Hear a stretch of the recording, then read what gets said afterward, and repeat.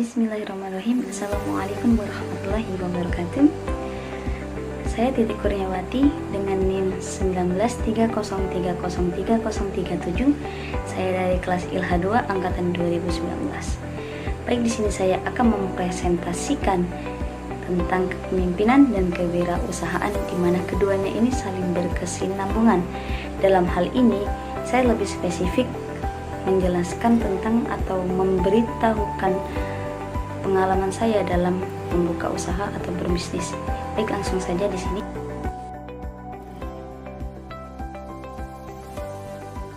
Kepemimpinan. Dalam bahasa Inggrisnya sering kita dengar leadership. Dalam bahasa Arabnya disebut juga dengan imamah. Secara terminologi yang dikemukakan oleh Marifrid dan Hamzah, kepemimpinan itu menyangkut mobilisasi, mengarahkan, mengkoordinasi motif serta kesetiaan orang yang terlibat di dalamnya. Kemudian perbedaan. Di sini perbedaannya pemimpin dan kepemimpinan. Pemimpin itu dan juga kepemimpinan itu sebenarnya bisa dikatakan dengan saling berhubungan, bukan perbedaan. Di mana pemimpin itu seseorangnya atau orangnya atau subjek pelakunya, sedangkan kepemimpinan itu caranya, cara pelaku tersebut, di mana pemimpin itu bisa mengarahkan dan mengajak hal yang lebih baik, memberikan nyawa yang sama. Misalkan pemimpin itu mempunyai nyawa semangat, maka anggotanya juga diberi nyawa semangat agar bisa mencapai tujuan bersama. Kemudian saya bertanya kepada rekan-rekan saya, dan hasil pertanyaan mengenai bagaimana sih seorang pemimpin itu. Dan ketika saya bertanya kepada si A, pemimpin itu tegas dan komunikatif, sedangkan si B, pemimpin itu mencari teman. Sedangkan si C, pemimpin itu bisa memberikan motivasi. Lalu di sini saya menyimpulkan hasil jawaban dari pertanyaan yang saya ajukan kepada rekan saya tadi. Jadi bagaimana sih menjadi pemimpin yang baik itu? Tadi ada yang menjawab tegas komunikatif, mencari teman, memberi motivasi. Di sini saya simpulkan menjadi situational leadership, di mana semuanya itu benar. Akan tetapi ia mampu untuk situational leadership. Seorang pemimpin mampu meletakkan sesuai dengan situasi kondisinya. Di saat dia tegas, ya harus tegas. Kemudian di saat dia komunikatif dengan sesama, ia berkomunikasi dengan baik tanpa terkecuali menjadi pendengar yang baik ketika anggotanya memiliki pendapat atau saran. Dan juga di saat mencari teman, ya benar-benar mencari teman. Misalnya dia terlihat seorang bapak, banyak sekali anggota klien-kliennya, pasti ia ada rasa ingin untuk mencari teman seperti bapak tersebut. Akhirnya dia menjalin silaturahmi. Kemudian di saat kondisi situasi baik atau tidak baik, ia tetap mampu memberi motivasi yang positif kepada para anggotanya. Hal ini dilakukan agar semangat itu tetap ada dalam mencapai tujuan bersama-sama. Kemudian kewirausahaan. Kewirausahaan dalam bahasa Inggrisnya sering kita kenal entrepreneurship. Istilah kewirausahaan ini dikenal sejak digunakan oleh pakar ekonomi yaitu J.B. Say, di mana untuk menggambarkan para pengusaha yang mampu memindahkan sumber daya ekonomis dari tingkat produktivitas yang rendah menuju tingkat yang lebih tinggi lagi, sehingga tidak menutup kemungkinan bisa menghasilkan yang lebih banyak lagi pula. Selanjutnya saya dalam memulai usaha saya, yang pertama kali paling penting menurut saya itu percaya diri, yakin terlebih dahulu. Kemudian saya menyusun konsep serta tujuannya. Terus juga saya mencoba untuk mempunyai mental kepemimpinan agar di situ saya merasakan jangan pernah takut untuk gagal dan juga jangan pernah takut untuk rugi. Lalu di sini saya mempunyai prinsip usaha saya, atau bisa dikatakan konsep usaha saya, di mana sebuah usaha saya atau bisnis saya itu diawali dengan hobi, my hobbies. Ya, ketika saya senang melakukannya dengan barang itu atau dengan cara apapun itu, saya suka, kemudian saya hobi. Nah, disitulah juga saya jadikan sebagai peluang usaha saya, sehingga saya bisa mendapatkan penghasilan. Lalu kenapa sih saya memilih prinsip berawal dari hobi lalu dijadikan sebagai peluang usaha? Karena begini, jikalau kita nanti ada suatu masalah atau hambatan yang luar biasa, terus seandainya membuat mental kita menjadi down sekali, nah di situ saya tidak akan berhenti untuk melakukannya. Karena kenapa? Karena hobi tadi berawal dari hobi. Jikalau saya tidak hobi, ketika saya sudah down, ya itu mungkin saya tidak bisa melakukannya lagi, karena saya tidak hobi, saya tidak suka, saya tidak berbidang pada bidang tersebut misalnya. Itulah kenapa alasan saya memilih prinsip berawal dari hobi. Nah, di sini ada skema proses usaha saya dimulai pada tahun 2009. Ketika itu saya masih kurang lebih berumur 3 SD. Saya waktu itu hobi atau suka dengan es lilin, maka saya jadikan peluang usaha dengan jual beli es lilin, jual maksudnya. Lalu saya suka hobi dengan gaskin seperti ini contohnya.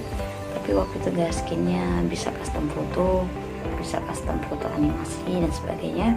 Saya hobi mengumpulkan itu, membeli itu, kemudian saya jadikan peluang usaha. Kemudian pada tahun 2015 sampai 2016, saya waktu itu tahun-tahunnya suka sekali gonta-ganti HP, makanya saya jadikan peluang usaha pula. Kemudian tahun 2017 itu awal-awal saya bisa bermain gitar, itu awal kelas 2 SMA sekitar itu. Akhirnya saya jadikan peluang usaha juga, saya jual beli gitar. Kemudian pada tahun 2017 juga sampai dengan sekarang, saya itu mencari tahu, belajar tentang kamera. Nah, di situ saya belajar, kemudian saya bisa mengoperasikan kamera. Kemudian saya hobi, saya suka dengan jepret atau potret, makanya saya jadikan peluang usaha juga dengan jual beli kamera.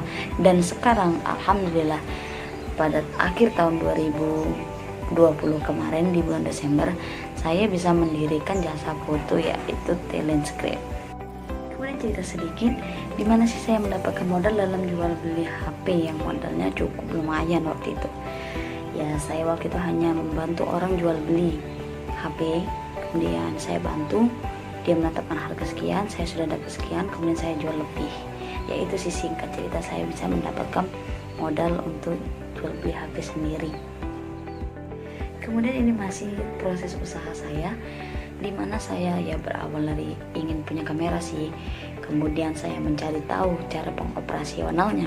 Kemudian setelah mencari tahu, saya belajar, baik itu belajar secara otodidak maupun belajar dari pengalaman saya COD jual beli kamera.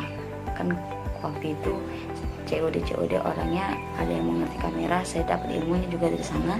Kemudian saya bisa untuk pengoperasionalnya secara sederhana kamera tersebut, dan sekarang saya menekuninya.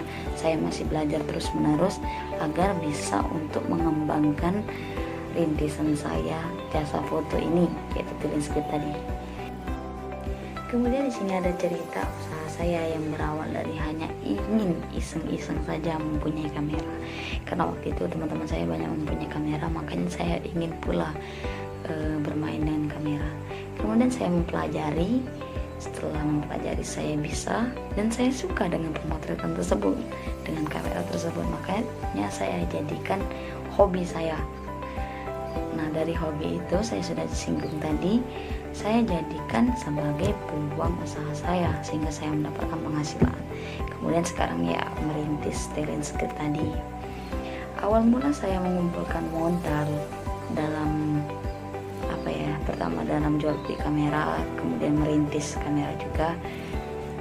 Waktu itu saya hanya membantu orang untuk menjual kamera. Misalnya orang tersebut memasang harga sekian, dari harga sekian itu saya sudah mendapatkan 100.000. Kemudian saya jualkan di forum-forum jual beli melebihi harga yang sudah ditargetkan di pemilik kamera tadi, sehingga saya mendapatkan keuntungan 100.000 dari pemilik kamera. Kemudian keuntungan lebih saya dalam menjual di forum jual beli tadi. Dari situ saya kumpulkan, kemudian saya bisa membeli sendiri kamera, lalu saya jual sendiri juga dengan modal sendiri. Kemudian baru-baru ini ketika saya kelas 3 SMA pada tahun 2019, saya mengupgrade kamera saya sendiri. Awal-awal dari iseng-iseng punya kamera kemarin, saya mempunyai kamera yang masih dikatakan low budget sekali, speknya juga low. Saya mengupgrade kamera saya, lalu ya saya mempelajari kembali, walaupun sempat menganggur kamera tersebut, tapi setelahnya saya belajar kembali setelah saya menekuni, dan sekarang saya berani untuk mencoba merintis jasa foto sekarang yang saya namakan Yatilin Script tadi di akhir tahun 2020 kemarin. Dan alhamdulillah saya sekarang mempunyai 1, 2, sampai 3 karyawan terlebih dahulu, meskipun sedikit, tapi itu sudah bisa memacu kepemimpinan saya sebagai founder Talent Script, jasa foto saya tadi, dimana saya harus juga bisa berkomunikasi, bisa mengarahkan anggota-anggota saya untuk bisa seperti saya, sukses seperti saya, bisa mungkin bisa pandai dalam mengoprak-aprik kamera, dan juga bisa merintis lagi untuk membuat jasa foto dengan namanya sendiri. Nah, di sini setiap usaha, setiap bisnis yang kita bangun, pasti kita mengalami masalah-masalah dan hambatan-hambatan. Ya, masalah dalam bisnis saya ini diawali dengan masalah eksternal, di mana saya mendapatkan cacian, perkataan yang tidak enak didengar, karena saya bodoh sekali dalam mengoperasionalkan kamera. Kemudian beralih ke masalah internal saya. Berkat cacian tadi, mental saya jadi turun ketika itu. Ya, akhirnya saya mencari solusi untuk terus belajar, terus memahami kamera tersebut. Kemudian masalah internal lainnya yaitu dengan modal ya pastinya. Karena waktu itu modal saya sangat-sangat terbatas. Bagaimana sih cara saya untuk mengumpulkan modal lebih banyak lagi sehingga saya bisa beli kamera sendiri, kemudian bisa menjadikan peluang usaha dengan jual beli kameranya, kemudian sampai sekarang yang merintis tadi, merintis jasa foto. Dan alhamdulillah saya sudah menemukan solusinya, yaitu dengan cara membantu orang jual beli dalam kamera, mencari kenalan baru, kemudian nanti dia akan minta tolong sama kita untuk bantu jual. Karena pada waktu itu entah kenapa ketika orangnya sendiri yang memposting jual kamera tersebut, kameranya itu sangat-sangat lama untuk lakunya. Kemudian saya datang untuk membantu, ya cepat kamera itu laku dalam jangka paling lama 1 minggu. Sedangkan yang pemiliknya tadi lebih dari 1 minggu, bahkan 1 bulan juga masih belum laku. Ya mungkin itu rezeki saya, akhirnya saya mendapat keuntungan dari situ. Kemudian saya kumpulkan dan saya mempunyai modal yang cukup lumayan untuk untuk bisnis kamera jual beli tadi.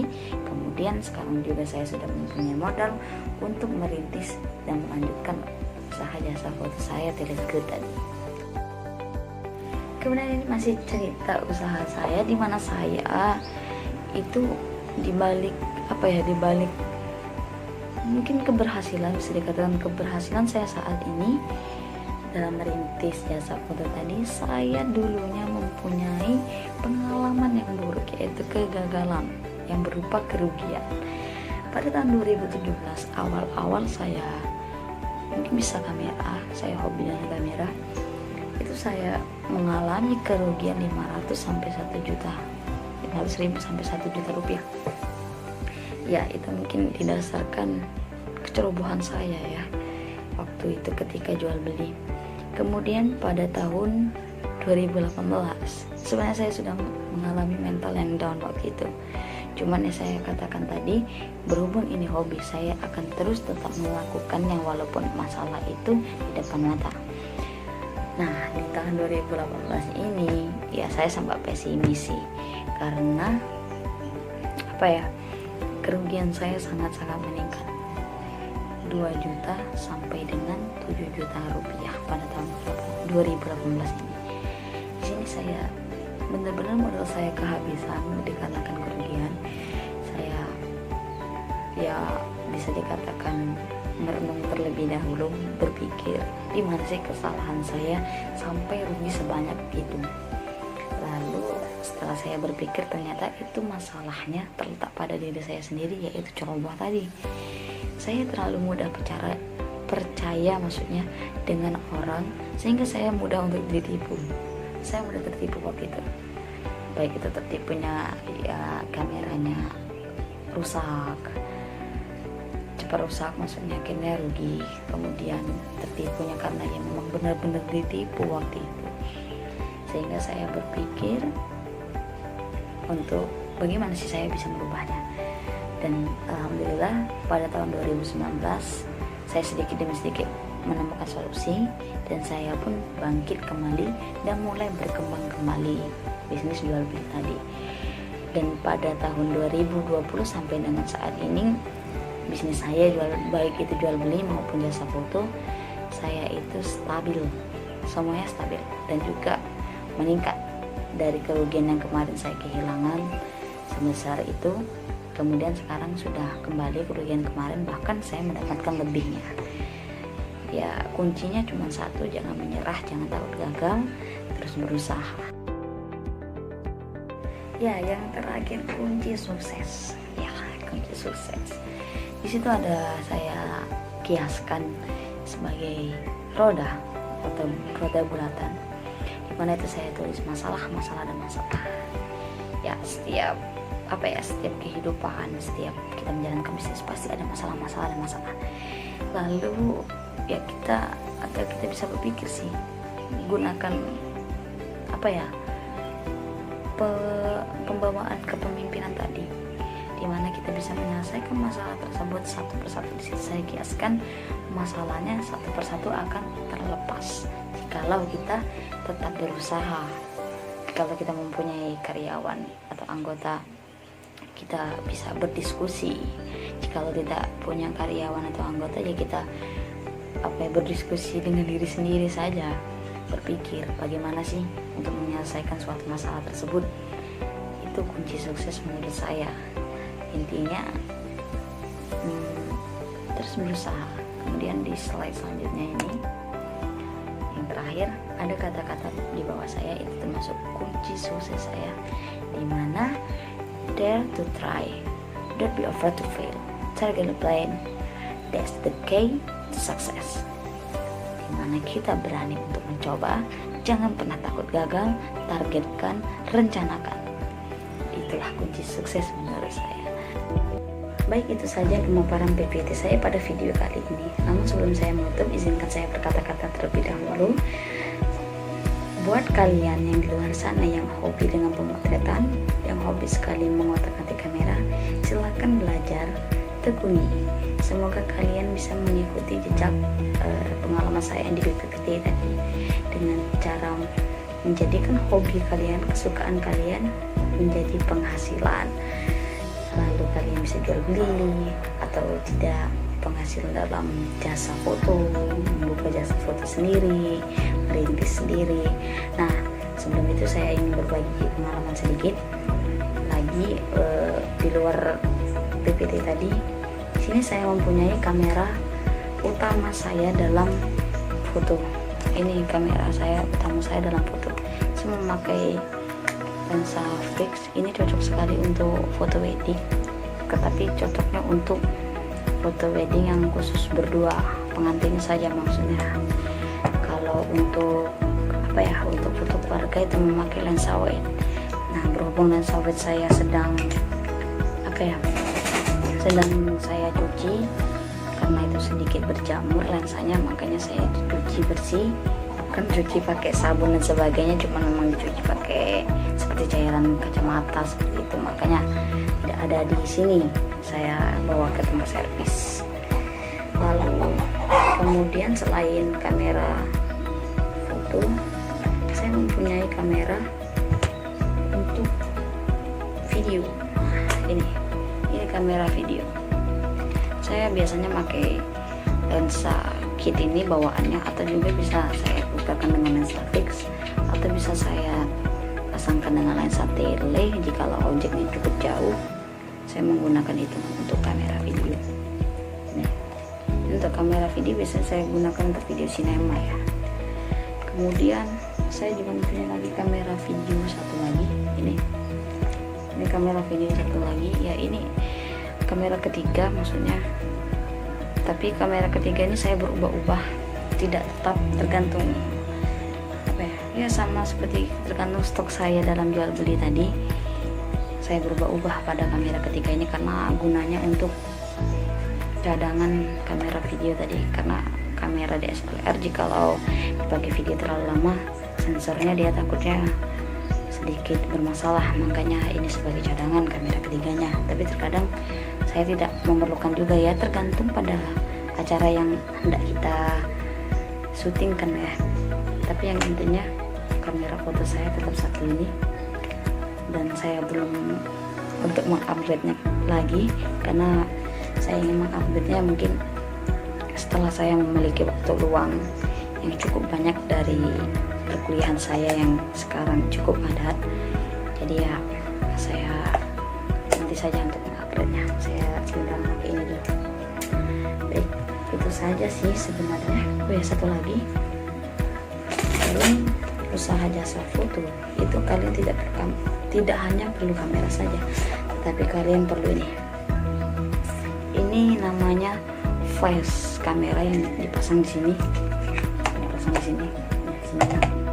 Nah, ini gunanya untuk ya penambahan cahaya. Kalau kalian ingin menggunakan flash, silakan pakai kertas yang ada di sini ya. Pakai kertas di sini, atau enggak membeli diffuser yang ditutup di sini. Itu gunanya untuk mensofkan cahaya agar cahaya yang ditembakkan dari flash ini tidak terlalu keras dalam wajah objeknya gitu. Satu lagi mungkin memerlukan tripod ya. Saya kasih tahu kan semua modal utamanya saja ya, mungkin ya, modal utamanya dari kamera foto, kemudian kamera video beserta lensanya dan beserta flash ini. Mungkin itu sekitar kalian bisa menghabiskan belasan juta rupiah. Hal ini saya beli waktu zaman dulu, saya beli waktu pasarannya masih 1,8. Itu saya upgrade lensa dari awalnya lensa kit ini, dan kameranya saya beli waktu itu bodinya saja sekitar 4,5 beserta lensa kit bawaannya sebenarnya itu 4,5. Dan juga saya membeli lensa wide untuk foto yang saya cuci jamurnya itu sekitar berapa ya kemarin beli ya, sekitar 2.500.000 saya beli second gitu, karena barunya itu sekitar 6 juta atau 5 juta segitu. Saya lebih memilih beli second karena second juga masih bagus. Jadi ya saya ambil second terlebih dahulu untuk mengirit modal saya untuk membeli yang lain-lain. Kemudian dengan lensa flash ini flash saya beli flash Godox ya. Nah, flash Godox TT600 ini ya, TT600. Di sini bisa TTL, bisa HSS juga kalau nggak salah ya. Pengoperasiannya ya mudah dan juga cukup mumpuni flash ini, karena ada bawahnya TT520 II ya, itu bagus juga, cuman ini speknya lebih mumpuni ya, lebih lumayan. Kalau mau bagus lagi ya TT685 dan sebagainya tersebut ya. Kemudian saya memberitahukan kamera video saya ini modalnya 3.500.000 beserta lensa kitnya. Kemudian lensa telenya saya tuh membelinya 1 juta rupiah ya, dan sebagainya sih. Masih banyak tripodnya belum, terus juga yang diffusernya belum, terus apa lagi ya, banyak banyak sekali yang harus dipersiapkan ya. Pokoknya total terakhir itu saya waktu itu belinya seluruhnya itu belasan juta rupiah, termasuk kamera cadangan ini belasan juta rupiah. Saya lupa lebih spesifiknya belasan juta rupiah itu berapa, kalau nggak salah ya menyentuh 16-17 mungkin ya. Itu saja singkat menceritakan pengalaman saya dalam merintis jasa foto ya, terutama ya, karena jual beli saya tidak menjual seperti ini, tidak menjual yang aksesoris tripod lainnya. Saya hanya menjual fokus kepada kamera. Jangan lupa kata kunci tadi, dare to try, don't be afraid to fail, target a plan, that's the key to success. Salam sukses. Akhirul kalam, wassalamualaikum warahmatullahi wabarakatuh.